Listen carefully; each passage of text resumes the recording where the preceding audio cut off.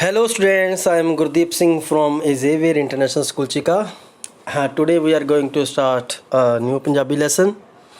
Hope ਕਿ ਤੁਸੀਂ ਸਾਰੇ ਘਰ ਦੇ ਵਿੱਚ ਠੀਕ ਠਾਕ ਹੋਵੋਗੇ, ਸਵਸਥ ਹੋਵੋਗੇ, ਪੜ੍ਹਾਈ ਦੇ ਨਾਲ ਜੁੜੇ ਹੋਵੋਗੇ। ਸੋ ਅਸੀਂ ਜ਼ਿਆਦਾ ਸਮਾਂ ਨਾ ਲੈਂਦੇ ਹੋਏ ਅੱਜ ਪੰਜਾਬੀ ਦਾ ਇੱਕ ਨਵਾਂ ਲੈਸਨ ਸ਼ੁਰੂ ਕਰਨ ਜਾ ਰਹੇ ਹਾਂ ਜਿਸ ਦਾ ਨਾਮ ਹੈ ਮਾਣ ਪੰਜਾਬੀ ਦਾ।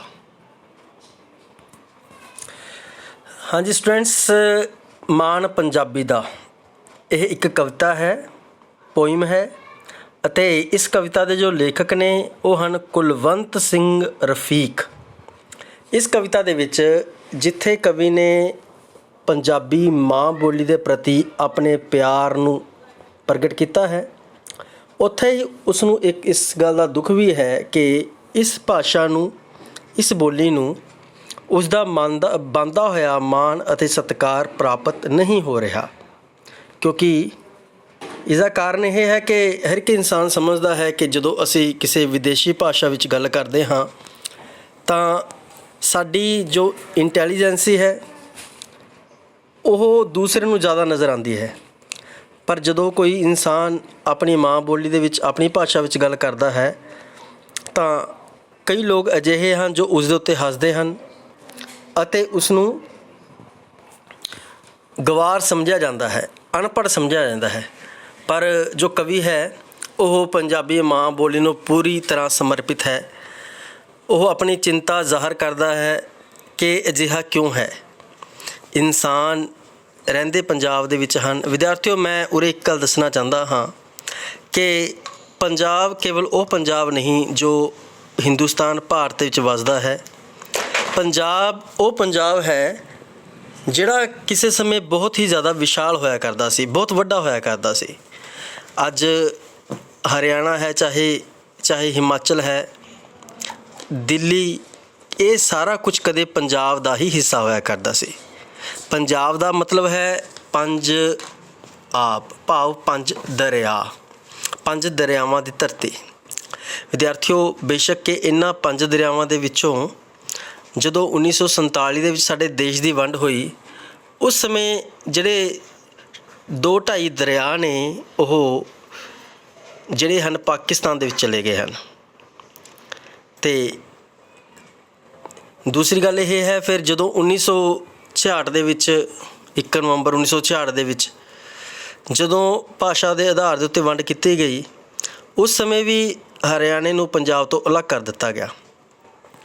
ਸੋ ਜਿਹੜਾ ਕਵੀ ਹੈ ਉਸ ਨੂੰ ਇਸ ਗੱਲ ਦਾ ਦੁੱਖ ਵੀ ਹੈ ਕਿ ਕਿਉਂ ਅਜਿਹਾ ਹੈ, ਕਿਉਂ ਆਪਣੀ ਮਾਤ ਭਾਸ਼ਾ ਨੂੰ ਬੋਲਣ ਲੱਗੇ ਲੋਕ ਸ਼ਰਮ ਮਹਿਸੂਸ ਕਰਦੇ ਹਨ। ਜੇਕਰ ਮਾਤਾ ਕਿਸੇ ਦੀ ਸੁੰਦਰ ਨਾ ਹੋਵੇ, ਭਾਵਕ ਰੂਪ ਹੋਵੇ, ਬੱਚੇ ਫਿਰ ਵੀ ਉਸ ਨੂੰ ਓਨਾ ਹੀ ਪਿਆਰ ਕਰਦੇ ਹਨ।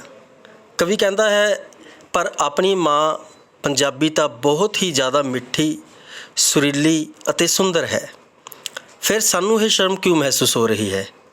ਸੋ ਬਾਕੀ ਆਪਾਂ ਇਸ ਕਵਿਤਾ ਦੇ ਵਿੱਚ ਪੜ੍ਹਾਂਗੇ।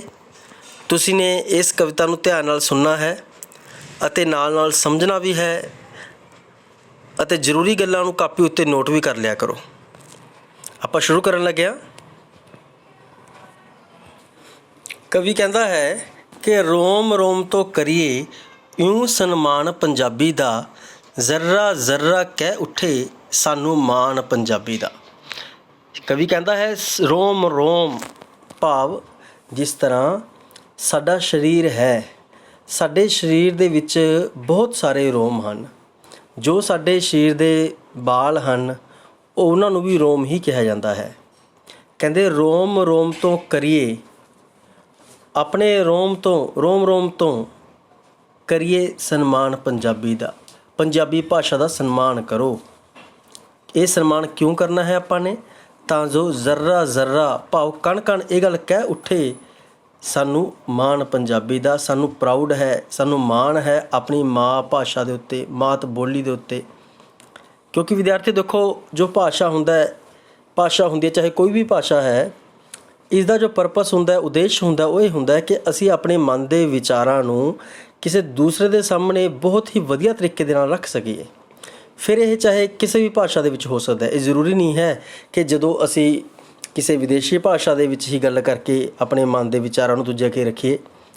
ਕਿਉਂਕਿ ਜੇਕਰ ਕੋਈ ਇਨਸਾਨ ਆਪਣੀ ਮਾਤ ਭਾਸ਼ਾ ਨੂੰ ਛੱਡ ਕੇ ਬੇਸ਼ੱਕ ਬੇਗਾਨੀਆਂ ਭਾਸ਼ਾਵਾਂ ਨੂੰ ਉਹ ਗ੍ਰਹਿਣ ਕਰ ਲੈਂਦਾ ਹੈ, ਸਿੱਖ ਲੈਂਦਾ ਹੈ, ਪਰ ਇੱਕ ਰਿਸ਼ਤਾ ਉਹਦਾ ਅਜਿਹਾ ਹੁੰਦਾ ਹੈ ਜੋ ਹਮੇਸ਼ਾ ਆਪਣੀ ਮਾਤ ਭਾਸ਼ਾ ਨਾਲ ਬਣਿਆ ਰਹਿੰਦਾ ਹੈ ਕਿ ਰਾਤ ਨੂੰ ਜਦੋਂ ਉਹ ਇਨਸਾਨ ਸੌਂਦਾ ਹੈ ਤਾਂ ਉਸ ਨੂੰ ਕਦੇ ਵੀ ਜਦੋਂ ਕੋਈ ਸੁਪਨਾ ਆਉਂਦਾ ਹੈ, ਸੁਪਨੇ ਵਿੱਚ ਉਸ ਨੂੰ ਹਮੇਸ਼ਾ ਜੋ ਸੁਪਨਾ ਆਉਂਦਾ ਹੈ ਆਪਣੀ ਮਾਤ ਭਾਸ਼ਾ ਦੇ ਵਿੱਚ ਹੀ ਆਉਂਦਾ ਹੈ।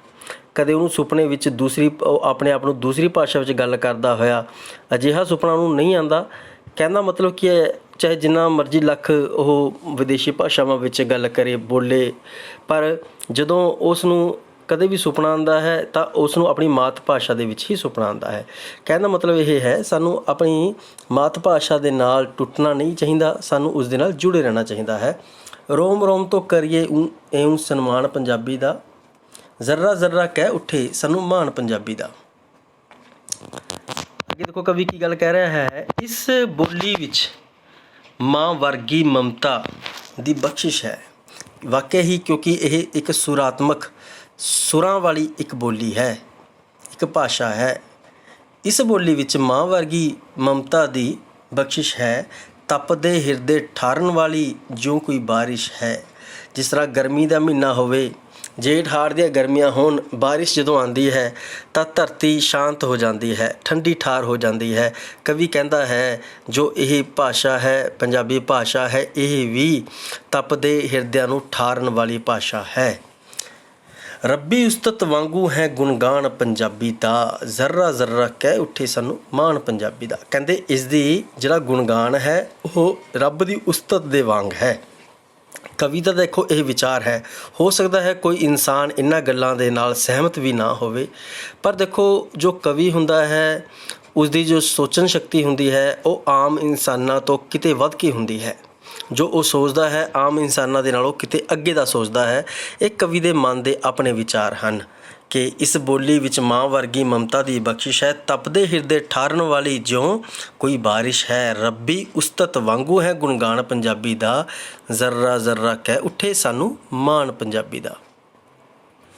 ਦੇਖੋ ਅਗਲੇ ਪੈਰੇ ਵਿੱਚ, ਅਗਲੇ ਸਤਰਾਂ ਵਿੱਚ ਕਵੀ ਕੀ ਗੱਲ ਕਹਿ ਰਿਹਾ ਹੈ ਕਿ ਗੁਰੂਆਂ ਦੀ ਕਿਰਪਾ ਪਾਤਰ ਸੰਗੀ ਗੁਰਬਾਣੀ ਦੀ। ਕਹਿੰਦੇ ਜੋ ਪੰਜਾਬੀ ਭਾਸ਼ਾ ਹੈ ਇਹ ਗੁਰੂਆਂ ਦੀ ਕਿਰਪਾ ਦੀ ਪਾਤਰ ਹੈ। ਕਿਉਂ ਪਾਤਰ ਹੈ? ਇਸ ਦਾ ਕੀ ਕਾਰਨ ਹੈ ਕਿ ਦੇਖੋ ਜੋ ਗੁਰਬਾਣੀ ਹੈ ਇੱਕ ਬਹੁਤ ਵੱਡਾ ਇੱਕ ਸਾਹਿਤ ਹੈ ਇਹ, ਅਤੇ ਜੋ ਗੁਰੂ ਨਾਨਕ ਦੇਵ ਜੀ ਹਨ, ਜੋ 10 ਗੁਰੂ ਸਾਹਿਬਾਨ ਹੋਏ ਹਨ, ਜਿਨ੍ਹਾਂ ਦੇ ਵਿੱਚੋਂ 6 ਗੁਰੂ ਸਾਹਿਬਾਨਾਂ, 7 ਗੁਰੂ ਸਾਹਿਬਾਨਾਂ ਨੇ ਆਪਣੀ ਬਾਣੀ ਰਚੀ ਹੈ। ਗੁਰੂ ਨਾਨਕ ਦੇਵ ਜੀ ਤੋਂ ਲੈ ਕੇ ਗੁਰੂ ਅਰਜਨ ਦੇਵ ਜੀ ਤੱਕ, ਫਿਰ ਗੁਰੂ ਤੇਗ ਬਹਾਦਰ ਸਾਹਿਬ ਜੀ ਅਤੇ ਉਸ ਤੋਂ ਬਾਅਦ ਸ਼੍ਰੀ ਗੁਰੂ ਗੋਬਿੰਦ ਸਿੰਘ ਜੀ। ਇਹਨਾਂ ਸਾਰੇ ਗੁਰੂ ਸਾਹਿਬਾਨਾਂ ਨੇ ਜੋ ਆਪਣੀ ਬਾਣੀ ਰਚੀ ਹੈ ਉਹ ਗੁਰਮੁਖੀ ਦੇ ਵਿੱਚ ਰਚੀ ਹੈ। ਬੇਸ਼ੱਕ ਗੁਰੂ ਗੋਬਿੰਦ ਸਿੰਘ ਜੀ ਦੀ ਭਾਸ਼ਾ ਵਿੱਚ ਸਾਨੂੰ ਬ੍ਰਿਜ ਭਾਸ਼ਾ ਦੇ ਸ਼ਬਦ ਜ਼ਿਆਦਾ ਮਿਲਦੇ ਹਨ, ਪਰ ਜੇਕਰ ਅਸੀਂ ਗੁਰੂ ਗੋਬਿੰਦ ਸਿੰਘ ਦੇ ਰਚਨਾਵਾਂ ਦੀ ਗੱਲ ਕਰੀਏ, ਜਿਸ ਤਰ੍ਹਾਂ ਉਹਨਾਂ ਦੀ ਰਚਨਾ ਹੈ ਚੰਡੀ ਦੀ ਵਾਰ ਅਤੇ 10ਵੇਂ ਗ੍ਰੰਥ ਵਿੱਚ ਉਹਨਾਂ ਦੀਆਂ ਰਚਨਾਵਾਂ ਹਨ, ਉਹ ਵੀ ਸਾਨੂੰ ਗੁਰਮੁਖੀ ਦੇ ਵਿੱਚ ਪ੍ਰਾਪਤ ਹੁੰਦੀਆਂ ਹਨ। ਗੁਰੂਆਂ ਦੀ ਕਿਰਪਾ ਦਾ ਪਾਤਰ ਹੈ ਇਹ ਬੋਲੀ। ਸੰਗੀ ਗੁਰਬਾਣੀ ਦੀ, ਗੁਰਬਾਣੀ ਦੀ ਹੀ ਸੰਗੀ ਹੈ, ਕਿਉਂਕਿ ਗੁਰੂ ਅੰਗਦ ਦੇਵ ਜੀ ਨੇ ਬੇਟਾ ਇਸ ਨੂੰ ਇੱਕ ਸਹੀ ਤਰਤੀਬ ਦਿੱਤੀ। ਬੇਸ਼ੱਕ ਪੰਜਾਬੀ ਜਿਹੜੀ ਭਾਸ਼ਾ ਹੈ, ਗੁਰਮੁਖੀ ਪੰਜਾਬੀ ਭਾਸ਼ਾ ਬਹੁਤ ਪੁਰਾਣੀ ਹੈ, ਪਰ ਇਸ ਦਾ ਨਾਮ ਗੁਰਮੁਖੀ, ਕਿਉਂਕਿ ਗੁਰੂਆਂ ਨੇ ਗੁਰਬਾਣੀ ਦੀ ਆਪਣੇ ਮੁਖ ਤੋਂ ਉਚਾਰਨ ਕੀਤੀ, ਇਸ ਕਾਰਨ ਇਸ ਦਾ ਨਾਮ ਗੁਰਮੁਖੀ ਪੈ ਗਿਆ।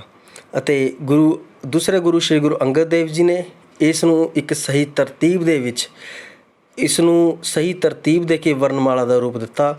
ਇਸ ਕਾਰਨ ਇਹ ਗੁਰੂਆਂ ਦੀ ਕਿਰਪਾ ਦੀ ਪਾਤਰ ਹੈ। ਸੂਫੀਆਂ ਨੇ ਵੀ ਇਸ ਦੀ ਖੁਸ਼ਬੂ ਰਜ ਰਜ ਮਾਣੀ ਹੈ।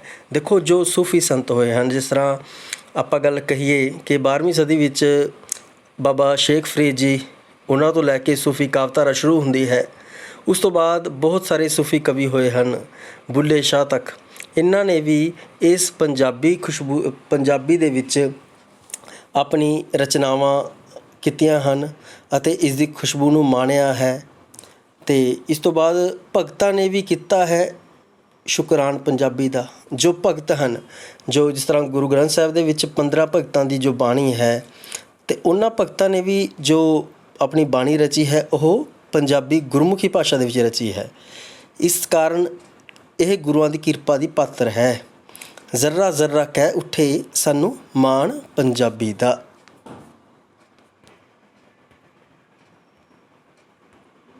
ਅੱਗੇ ਕਵੀ ਕੀ ਗੱਲ ਕਹਿ ਰਿਹਾ ਹੈ, ਪੰਜ ਦਰਿਆਵਾਂ ਦੀਆਂ ਲਹਿਰਾਂ ਦੀ ਇਹ ਤਾਂ ਹਾਣੀ ਹੈ। ਪੰਜ ਦਰਿਆ, ਪੰਜਾਬ, ਬੇਸ਼ੱਕ ਜ਼ੇਹਲਮ ਜਿਹੜਾ ਹੈ ਉਹ ਅਤੇ ਚਨਾਬ ਜੋ ਹੈ ਇਹ ਪਾਕਿਸਤਾਨ ਦੇ ਵਿੱਚ ਵੰਡ ਤੋਂ ਬਾਅਦ ਚਲੇ ਗਏ, ਪਰ ਜਿਹੜੇ ਇਹ ਪੰਜਾਬ ਨਾਮ ਹੈ ਇਹ ਪੰਜ ਦਰਿਆਵਾਂ ਤੋਂ ਹੀ ਪਿਆ ਹੋਇਆ ਹੈ। ਰਾਵੀ, ਸਤਲੁਜ ਸਾਡੇ ਕੋਲ ਬੇਸ਼ੱਕ ਹਨ, ਪਰ ਸਾਡੇ ਕੁਝ ਦਰਿਆ ਜਿਹੜੇ ਹੈਗੇ ਨੇ, 2 ਦਰਿਆ ਉਹ ਪਾਕਿਸਤਾਨ ਦੇ ਵਿੱਚ ਚਲੇ ਗਏ ਹਨ, 2.5 ਲਗਭਗ। ਪੰਜ ਦਰਿਆਵਾਂ ਦੀਆਂ ਲਹਿਰਾਂ ਦੀ ਇਹ ਤਾਂ ਹਾਣੀ ਹੈ, ਭਾਵ ਉਹਨਾਂ ਦੇ ਬਰਾਬਰ ਦੀ ਉਹਨਾਂ ਦੀ ਉਮਰ ਦੀ ਹੈ ਪੰਜ ਦਰਿਆਵਾਂ ਦੀ। ਤਾਈਓਂ ਕਿੱਸੇਕਾਰਾਂ ਦੀ ਇਹ ਦਿਲ ਦੀ ਰਾਣੀ ਹੈ। ਜੋ ਸਾਡੇ ਪੰਜਾਬੀ ਦੇ ਕਿੱਸਾਕਾਰ ਹੋਏ ਹਨ, ਕਿੱਸੇ ਜਿਨ੍ਹਾਂ ਨੇ ਲਿਖੇ, ਜਿਸ ਤਰ੍ਹਾਂ ਦਮੋਦਰ ਨੇ ਹੀਰ ਦਾ ਕਿੱਸਾ ਲਿਖਿਆ, ਵਾਰਿਸ ਸ਼ਾਹ ਨੇ ਹੀਰ ਦਾ ਕਿੱਸਾ ਲਿਖਿਆ, ਪੀਲੂ ਨੇ ਮਿਰਜ਼ਾ ਸਾਹਿਬਾ ਦਾ ਕਿੱਸਾ ਲਿਖਿਆ। ਇਹਨਾਂ ਨੇ ਜੋ ਕਿੱਸੇ ਲਿਖੇ ਹਨ ਕਿੱਸੇਕਾਰਾਂ ਨੇ, ਉਹਨਾਂ ਨੇ ਪੰਜਾਬੀ ਭਾਸ਼ਾ ਦੇ ਵਿੱਚ ਕਿੱਸੇ ਲਿਖ ਕੇ ਇਸ ਦੇ ਮਾਣ ਨੂੰ, ਇਸ ਦੇ ਸਤਿਕਾਰ ਨੂੰ ਹੋਰ ਜ਼ਿਆਦਾ ਵਧਾ ਦਿੱਤਾ ਹੈ। ਪੀਲੂ, ਵਾਰਿਸ, ਹਾਸ਼ਮ ਕਰਨ ਬਖਾਣ ਪੰਜਾਬੀ ਦਾ, ਉਹ ਪੰਜਾਬੀ ਦਾ ਬਖਿਆਨ ਕਰਦੇ ਹਨ, ਉਹਨਾਂ ਦੇ ਵਿੱਚ ਆਪਣੇ ਕਿੱਸੇ ਲਿਖਦੇ ਹਨ। ਜ਼ੱਰਾ ਜ਼ੱਰਾ ਕਹਿ ਉੱਠੇ ਸਾਨੂੰ ਮਾਣ ਪੰਜਾਬੀ ਦਾ। ਕਵੀ ਕਹਿ ਰਿਹਾ ਹੈ ਕਿ ਹੈ ਅਫਸੋਸ, ਮੈਨੂੰ ਇਸ ਗੱਲ ਦਾ ਬੜਾ ਅਫਸੋਸ ਹੈ ਅਫਸੋਸ ਇਸ ਬੋਲੀ ਤੋਂ ਰੋਟੀ ਖਾਂਦੇ ਨੇ ਜੋ ਇਸ ਬੋਲੀ ਤੋਂ ਰੋਟੀ ਖਾਂਦੇ ਹਨ। ਹੈ ਅਫਸੋਸ ਜੋ ਇਸ ਬੋਲੀ ਤੋਂ ਰੋਟੀ ਖਾਂਦੇ ਨੇ, ਉਹੀਓ ਆਪਣੇ ਘਰਾਂ 'ਚ ਇੰਗਲਿਸ਼ ਬੋਲੀ ਜਾਂਦੇ ਨੇ। ਦੇਖੋ ਵਿਦਿਆਰਥੀਓ, ਕੋਈ ਵਿਦੇਸ਼ੀ ਭਾਸ਼ਾ ਬੋਲਣੀ ਕੋਈ ਬੁਰੀ ਗੱਲ ਨਹੀਂ ਹੈ। ਚਾਹੇ ਅਸੀਂ ਜਿੰਨੀਆਂ ਵੱਧ ਤੋਂ ਵੱਧ ਭਾਸ਼ਾਵਾਂ ਸਿੱਖੀਏ ਇਹ ਚੰਗੀ ਗੱਲ ਹੈ। ਅਸੀਂ ਅੰਗਰੇਜ਼ੀ ਵੀ ਸਿੱਖੀਏ, ਅਸੀਂ ਪੰਜਾਬੀ ਵੀ ਸਿੱਖੀਏ, ਅਸੀਂ ਹਿੰਦੀ ਵੀ ਸਿੱਖੀਏ, ਅਸੀਂ ਉਹਨਾਂ ਨੂੰ ਬੋਲੀਏ, ਕੋਈ ਇਹਦੇ ਵਿੱਚ ਬੁਰਾਈ ਨਹੀਂ। ਪਰ ਕਵੀ ਨੂੰ ਅਫਸੋਸ ਇਸ ਗੱਲ ਦਾ ਹੈ ਕਿ ਜਿਹੜੇ ਲੋਕ ਪੰਜਾਬ ਦੇ ਵਿੱਚ ਰਹਿ ਕੇ ਪੰਜਾਬੀ ਬੋਲੀ ਤੋਂ ਰੋਟੀ ਖਾਂਦੇ ਹਨ, ਭਾਵ ਕਿ ਉਹਨਾਂ ਦੇ ਪੰਜਾਬ ਦੇ ਵਿੱਚ ਰਹਿ ਕੇ ਆਪਣੀਆਂ ਕਮਾਈਆਂ ਕਰਦੇ ਹਨ, ਪਰ ਜਦੋਂ ਉਹ ਲੋਕ ਆਪਣੇ ਘਰਾਂ ਦੇ ਵਿੱਚ ਕਿਸੇ ਵਿਦੇਸ਼ੀ ਭਾਸ਼ਾ ਨੂੰ ਬੋਲਦੇ ਹਨ, ਕਵੀ ਕਹਿੰਦਾ ਮੈਨੂੰ ਉਸ ਗੱਲ ਦਾ ਦੁੱਖ ਹੁੰਦਾ ਹੈ। ਕਿਉਂਕਿ ਵਿਦਿਆਰਥੀਓ, ਮੈਨੇ ਪਹਿਲਾਂ ਗੱਲ ਦੱਸੀ ਸੀ, ਭਾਸ਼ਾ ਦਾ ਉਦੇਸ਼ ਆਪਣੇ ਮਨ ਦੇ ਭਾਵਾਂ ਨੂੰ ਦੂਜੇ ਦੇ ਸਾਹਮਣੇ ਰੱਖਣਾ। ਇਹ ਫਿਰ ਆਪਾਂ ਜਿਹੜੀ ਮਰਜ਼ੀ ਭਾਸ਼ਾ ਹੋਵੇ ਆਪਾਂ ਉਹਦੇ ਵਿੱਚ ਰੱਖ ਸਕਦੇ ਹਾਂ। ਇਹ ਜ਼ਰੂਰੀ ਨਹੀਂ ਹੈ ਕਿ ਅੰਗਰੇਜ਼ੀ ਦੇ ਵਿੱਚ ਹੀ ਆਪਾਂ ਉਹਨੂੰ ਰੱਖੀਏ। ਬੇਸ਼ੱਕ ਇਹਦਾ ਕਾਰਨ ਇਹ ਵੀ ਹੈ ਕਿਉਂਕਿ ਅੰਗਰੇਜ਼ੀ ਜੋ ਇੱਕ ਭਾਸ਼ਾ ਹੈ ਇਹ ਇੰਟਰਨੈਸ਼ਨਲ ਅੰਤਰਰਾਸ਼ਟਰੀ ਭਾਸ਼ਾ ਹੈ। ਇਹ ਸਭ ਦੇਸ਼ਾਂ ਦੇ ਵਿੱਚ ਸਮਝੀ ਜਾਂਦੀ ਹੈ, ਬੋਲੀ ਜਾਂਦੀ ਹੈ, ਪਰ ਫਿਰ ਵੀ ਇਹ ਇੱਥੇ ਤੱਕ ਸਹੀ ਹੈ। ਪਰ ਕਵੀ ਕਹਿੰਦਾ ਹੈ ਜਿੱਥੋਂ ਤੱਕ ਸਾਨੂੰ ਹੋ ਸਕੇ ਆਪਣੇ ਘਰਾਂ ਦੇ ਵਿੱਚ ਆਪਣੀ ਮਾਤ ਭਾਸ਼ਾ ਨੂੰ ਬੋਲਣਾ ਚਾਹੀਦਾ ਹੈ, ਫਿਰ ਚਾਹੇ ਉਹ ਮਾਤ ਭਾਸ਼ਾ ਕੋਈ ਵੀ ਕਿਉਂ ਨਾ ਹੋਵੇ। ਨਾ ਸ਼ੁਕਰੇ ਮੀਨਸ ਜੋ ਲੋਕ ਅਹਿਸਾਨ ਫਰਾਮੋਸ਼ ਹੁੰਦੇ ਹਨ, ਜੋ ਕਦੇ ਸ਼ੁਕਰੀਆ ਅਦਾ ਨਹੀਂ ਕਰਦੇ। ਨਾ ਸ਼ੁਕਰੇ ਜੋ ਨਹੀਂ ਮੰਨਦੇ ਅਹਿਸਾਨ ਪੰਜਾਬੀ ਦਾ। ਉਹ ਕਹਿੰਦੇ ਨਾ ਸ਼ੁਕਰੇ ਹਨ ਜੋ ਇਸ ਪੰਜਾਬੀ ਦਾ ਅਹਿਸਾਨ ਨਹੀਂ ਮੰਨਦੇ। ਜ਼ੱਰਾ ਜ਼ੱਰਾ ਕਹਿ ਉੱਠੇ ਸਾਨੂੰ ਮਾਣ ਪੰਜਾਬੀ ਦਾ। ਅਗਲੇ ਪੈਰੇ ਵਿੱਚ ਜੋ ਕਵੀ ਹੈ ਉਹ ਥੋੜ੍ਹਾ ਜਿਹਾ ਅਫਸੋਸ ਜ਼ਾਹਰ ਕਰ ਰਿਹਾ ਹੈ। ਕਿਸ ਤਰ੍ਹਾਂ ਕਿ ਹਰ ਦਫ਼ਤਰ ਵਿੱਚ ਇਸ ਨੂੰ ਕਦੇ ਨਾ ਇੱਜ਼ਤ ਮਿਲਣੀ ਹੈ। ਕਹਿੰਦੇ ਅੱਜ ਸਮਾਂ ਅਜਿਹਾ ਆ ਚੁੱਕਿਆ ਹੈ, ਦਿਖਾਵੇ ਦਾ ਸਮਾਂ ਆ ਚੁੱਕਿਆ ਹੈ।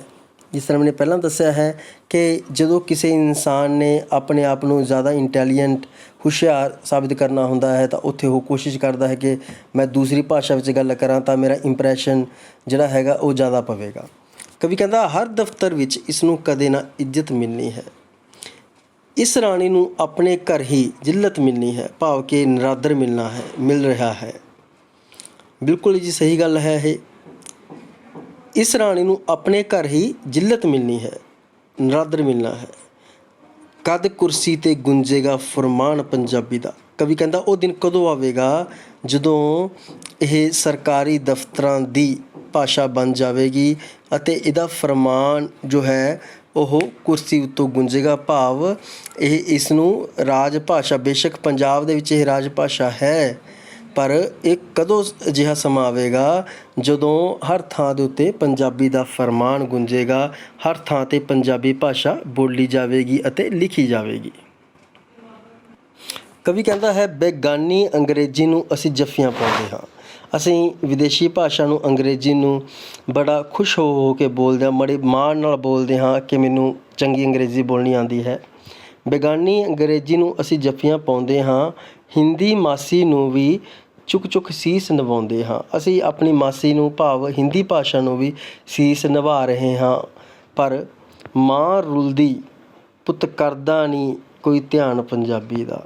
ਆਪਣੀ ਮਾਤ ਭਾਸ਼ਾ ਜੋ ਹੈ ਰੁਲਦੀ ਜਾ ਰਹੀ ਹੈ, ਪਰ ਇਸਦੇ ਜੋ ਪੁੱਤਰ ਹਨ, ਇਸਦੇ ਜੋ ਵਾਸੀ ਹਨ, ਉਹ ਇਸਦਾ ਕੋਈ ਧਿਆਨ ਨਹੀਂ ਰੱਖ ਰਹੇ। ਬੇਗਾਨੀ ਅੰਗਰੇਜ਼ੀ ਨੂੰ ਅਸੀਂ ਜੱਫੀਆਂ ਪਾਉਂਦੇ ਹਾਂ, ਹਿੰਦੀ ਮਾਸੀ ਨੂੰ ਵੀ ਚੁੱਕ ਚੁੱਕ ਸੀਸ ਨਿਭਾਉਂਦੇ ਹਾਂ। ਮਾਂ ਰੁਲਦੀ ਪੁੱਤ ਕਰਦਾ ਨਹੀਂ ਧਿਆਨ ਪੰਜਾਬੀ ਦਾ, ਜ਼ੱਰਾ ਜ਼ੱਰਾ ਕਹਿ ਉੱਠੇ ਸਾਨੂੰ ਮਾਣ ਪੰਜਾਬੀ ਦਾ। ਅੱਗੇ ਕਵੀ ਕੀ ਗੱਲ ਕਹਿ ਰਿਹਾ ਹੈ, ਘਰ ਤਾਂ ਮਾਂ ਦੇ ਨਾਲ ਹੀ ਸੋਹਣਾ ਲੱਗਦਾ ਹੈ। ਜੇਕਰ ਘਰ ਦੇ ਵਿੱਚ ਮਾਂ ਹੋਵੇ, ਬੇਸ਼ੱਕ ਚਾਹੇ ਸਾਨੂੰ ਉਹ ਪਿਆਰ ਵੀ ਕਰਦੀ ਹੈ, ਗਾਲਾਂ ਵੀ ਕੱਢਦੀ ਹੈ, ਪਰ ਕਵੀ ਕਹਿੰਦਾ ਹੈ ਮਾਂ ਦੇ ਨਾਲ ਹੀ ਘਰ ਚੰਗਾ ਲੱਗਦਾ ਹੈ। ਅਤੇ ਮਾਸੀ ਵੀ ਜੇ ਨਾਲ ਹੋਵੇ ਤਾਂ ਹੋਰ ਵੀ ਫੱਬਦਾ। ਜੇਕਰ ਕਹਿੰਦੇ ਘਰ ਦੇ ਵਿੱਚ ਮਾਸੀ ਵੀ ਨਾਲ ਰਹਿ ਜੇ, ਮਾਸੀ, ਮਾਸੀ ਮੀਨਸ ਮਾਂ ਵਰਗੀ, ਮਾਂ ਸੀ। ਕਵੀ ਕਹਿੰਦਾ ਹੈ ਜਿਸ ਭਾਸ਼ਾ ਜਿੱਥੇ ਜੋ ਸਾਡੀ ਬਚਪਨ ਜੋ ਸਾਡੇ ਅਸੀਂ ਭਾਸ਼ਾ ਪਰਿਵਾਰ ਦੇ ਵਿੱਚ ਸਿੱਖਦੇ ਹਾਂ, ਆਪਣੀ ਮਾਂ ਤੋਂ ਸਿੱਖਦੇ ਹਾਂ, ਪਰਿਵਾਰ ਵਿੱਚ ਸਿੱਖਦੇ ਹਾਂ, ਉਹ ਸਾਡੀ ਮਾਤ ਭਾਸ਼ਾ ਹੈ। ਅਤੇ ਹਿੰਦੀ ਕਹਿੰਦੇ ਸਾਡੀ ਮਾਸੀ ਭਾਸ਼ਾ ਹੈ, ਉਹ ਵੀ ਮਾਂ ਵਰਗੀ ਹੀ ਹੈ। ਮਾਂ ਸੀ, ਮਾਸੀ, ਮਾਸੀ ਦੀ ਵੀ ਜੇ ਨਾਲ ਹੋਵੇ ਤਾਂ ਹੋਰ ਵੀ ਫੱਬਦਾ ਹੈ। ਸ਼ਾਲਾ ਵੱਸਦਾ ਰਵੇ ਹਮੇਸ਼ ਜਹਾਨ ਪੰਜਾਬੀ ਦਾ। ਪਰਮਾਤਮਾ ਕਰੇ ਸ਼ਾਲਾ ਵੱਸਦਾ ਰਹੇ ਹਮੇਸ਼ ਜਹਾਨ ਪੰਜਾਬੀ ਦਾ, ਜ਼ੱਰਾ ਜ਼ੱਰਾ ਕਹਿ ਉੱਠੇ ਸਾਨੂੰ ਮਾਣ ਪੰਜਾਬੀ ਦਾ। ਅੱਗੇ ਦੇਖੋ ਕਵੀ ਗੱਲ ਕਹਿ ਰਿਹਾ ਹੈ, ਕੁੱਲ ਦੁਨੀਆ ਵਿੱਚ ਇਸ ਬੋਲੀ ਦੀ ਖੁਸ਼ਬੂ ਫੈਲੀ ਹੈ। ਇਹ ਸੱਚਾਈ ਹੈ ਕਿ ਪੰਜਾਬੀ ਭਾਸ਼ਾ ਸਾਡੀ ਸੰਵਿਧਾਨਿਕ ਭਾਸ਼ਾ ਵੀ ਹੈ। ਸੰਵਿਧਾਨ ਦੇ ਵਿੱਚ ਇਸ ਨੂੰ ਬੇਸ਼ੱਕ ਮਾਨਤਾ ਮਿਲੀ ਹੋਈ ਹੈ, ਪਰ ਇਸ ਤੋਂ ਇਲਾਵਾ ਜੇਕਰ ਅਸੀਂ ਦੁਨੀਆ ਲੈਵਲ ਦੀ ਗੱਲ ਕਰੀਏ, ਵਿਦੇਸ਼ਾਂ ਧਰਤੀਆਂ ਦੀ ਗੱਲ ਕਰੀਏ, ਕੈਨੇਡਾ ਵਰਗੇ ਦੇਸ਼ ਹਨ, ਆਸਟ੍ਰੇਲੀਆ ਵਰਗੇ ਦੇਸ਼ ਹਨ, ਇੰਗਲੈਂਡ, ਅਮੈਰੀਕਾ ਵਰਗੇ ਦੇਸ਼ ਹਨ, ਉੱਥੇ ਵੀ ਬਹੁਤ ਸਾਰੇ ਪੰਜਾਬੀ ਲੋਕ ਵੱਸਦੇ ਹਨ, ਪੰਜਾਬੀ ਬੋਲਦੇ ਹਨ। ਇਸ ਤਰ੍ਹਾਂ ਇਸ ਦੀ ਪੰਜਾਬੀ ਭਾਸ਼ਾ ਦੀ ਜੋ ਖੁਸ਼ਬੂ ਹੈ, ਇਹ ਪੂਰੇ ਜਹਾਨ, ਪੂਰੇ ਦੁਨੀਆ ਦੇ ਵਿੱਚ ਫੈਲੀ ਹੋਈ ਹੈ। ਕੁੱਲ ਦੁਨੀਆ ਵਿੱਚ ਹੈ ਬੋਲੀ ਦੀ ਖੁਸ਼ਬੂ ਫੈਲੀ ਹੈ। ਇਸ ਬੋਲੀ ਦੀ ਖੁਸ਼ਬੂ ਫੈਲੀ ਹੈ। ਉਜਲੀ ਲਿਸ਼ਕੀ ਲਿੰਮੀ ਪੋਚੀ ਰਤਾ ਨਾ ਮੈਲੀ ਹੈ। ਇਹ ਬੜੀ ਸਾਫ ਸੁਥਰੀ ਹੈ, ਉਜਲੀ ਹੈ, ਜੋ ਹੈ ਲਿਸ਼ਕ ਰਹੀ ਹੈ, ਪੋਚੀ ਹੋਈ ਹੈ, ਰਤਾ ਨਾ ਮੈਲੀ, ਬਿਲਕੁਲ ਵੀ ਇਹ ਮੈਲੀ ਨਹੀਂ ਹੈ। ਇੱਕ ਬਹੁਤ ਸਾਫ ਸੁਥਰੀ ਇਹ ਭਾਸ਼ਾ ਹੈ। ਪਦਮ ਸ਼੍ਰੀ ਪਾਤਰ ਹੈ। ਇਸ ਦਾ ਮਤਲਬ ਬੇਟਾ ਹੋਇਆ ਪਦਮ ਸ਼੍ਰੀ ਪਾਤਰ ਹੈ। ਇਹ ਪਦਮ ਸ਼੍ਰੀ ਦੀ ਪਾਤਰ ਹੈ। ਆਪਾਂ ਇਹ ਵੀ ਗੱਲ ਕਹਿ ਸਕਦੇ ਹਾਂ। ਅਤੇ ਉਰੇ ਇੱਕ ਆਪਾਂ ਗੱਲ ਕਹਿ ਸਕਦੇ ਹਾਂ ਕਿ ਪਾਤਰ ਦਾ ਮਤਲਬ ਉਰੇ ਹੈਗਾ ਸ਼੍ਰੀ ਸੁਰਜੀਤ ਪਾਤਰ ਜੀ, ਜਿਨ੍ਹਾਂ ਨੂੰ ਪਦਮ ਸ਼੍ਰੀ ਅਵਾਰਡ ਮਿਲਿਆ ਹੋਇਆ ਹੈ, ਜੋ ਕਿ ਸਾਡੇ ਦੇਸ਼ ਦਾ ਇੱਕ ਬਹੁਤ ਵੱਡਾ ਮਾਣ ਅਤੇ ਸਨਮਾਨ ਦਾ ਇੱਕ ਅਵਾਰਡ ਹੈ। ਉਹ ਜੋ ਕਿ ਮਹਾਨ ਲੋਕਾਂ ਨੂੰ ਹੀ ਕੇਵਲ ਮਿਲਦਾ ਹੈ। ਅਤੇ ਸਾਡੇ ਵਾਸਤੇ ਮਾਣ ਵਾਲੀ ਗੱਲ ਹੈ ਕਿ ਪੰਜਾਬੀ ਦੇ ਕਵੀ ਗਜ਼ਲਗੋ ਸ਼੍ਰੀ ਸੁਰਜੀਤ ਪਾਤਰ ਜੀ, ਉਹਨਾਂ ਨੂੰ ਇਹ ਜੋ ਸਨਮਾਨ ਹੈ ਉਹ ਪ੍ਰਾਪਤ ਹੋਇਆ ਹੈ, ਪਦਮ ਸ਼੍ਰੀ ਪਾਤਰ ਹੈ। ਕਵੀ ਮਹਾਨ ਪੰਜਾਬੀ ਦਾ, ਉਹ ਪੰਜਾਬੀ ਦਾ ਮਹਾਨ ਕਵੀ ਹੈ। ਜ਼ੱਰਾ ਜ਼ੱਰਾ ਕਹਿ ਉੱਠੇ ਸਾਨੂੰ ਮਾਣ ਪੰਜਾਬੀ ਦਾ। ਅਗਲੀਆਂ ਤੁਕਾਂ ਦੇ ਵਿੱਚ ਦੇਖੋ ਕਵੀ ਕੀ ਗੱਲ ਕਰ ਰਿਹਾ ਹੈ, ਹਰ ਇੱਕ ਸੁੱਖ ਪੰਜਾਬ ਦੀ ਧਰਤੀ 'ਤੇ ਜੋ ਪਾਉਂਦੇ ਨੇ ਉਹ ਲੋਕ ਜੋ ਪੰਜਾਬ ਦੀ ਧਰਤੀ ਦੇ ਉੱਤੇ ਹੀ ਰਹਿੰਦੇ ਹਨ ਅਤੇ ਸਾਰੇ ਸੁੱਖ ਇਸ ਧਰਤੀ ਤੋਂ ਹੀ ਪ੍ਰਾਪਤ ਕਰਦੇ ਹਨ। ਮਾਂ ਬੋਲੀ ਲਿਖਵਾਉਣ ਵੇਲੇ ਕਿਉਂ ਘਬਰਾਉਂਦੇ ਹਨ। ਫਿਰ ਜਦੋਂ ਸੈਂਸਸ ਦੇ ਵਿੱਚ ਲਗਾ ਲਓ, ਮਰਦਸ਼ੁਮਾਰੀ ਵਿੱਚ, ਜਾਂ ਫਿਰ ਕਿਤੇ ਵੀ ਮਾਂ ਬੋਲੀ ਜਦੋਂ ਲਿਖਾਈ ਜਾਂਦੀ ਹੈ, ਫਿਰ ਉਹਨਾਂ ਦੇ ਜ਼ਿਹਨ ਦੇ ਵਿੱਚ ਇਹ ਗੱਲ ਕਿਉਂ ਆ ਜਾਂਦੀ ਹੈ ਕਿ ਅਸੀਂ ਕੋਈ ਹੋਰ ਭਾਸ਼ਾ ਆਪਣੀ ਮਾਤ ਭਾਸ਼ਾ ਦੀ ਥਾਂ ਦੇ ਉੱਤੇ ਲਿਖਵਾਈਏ।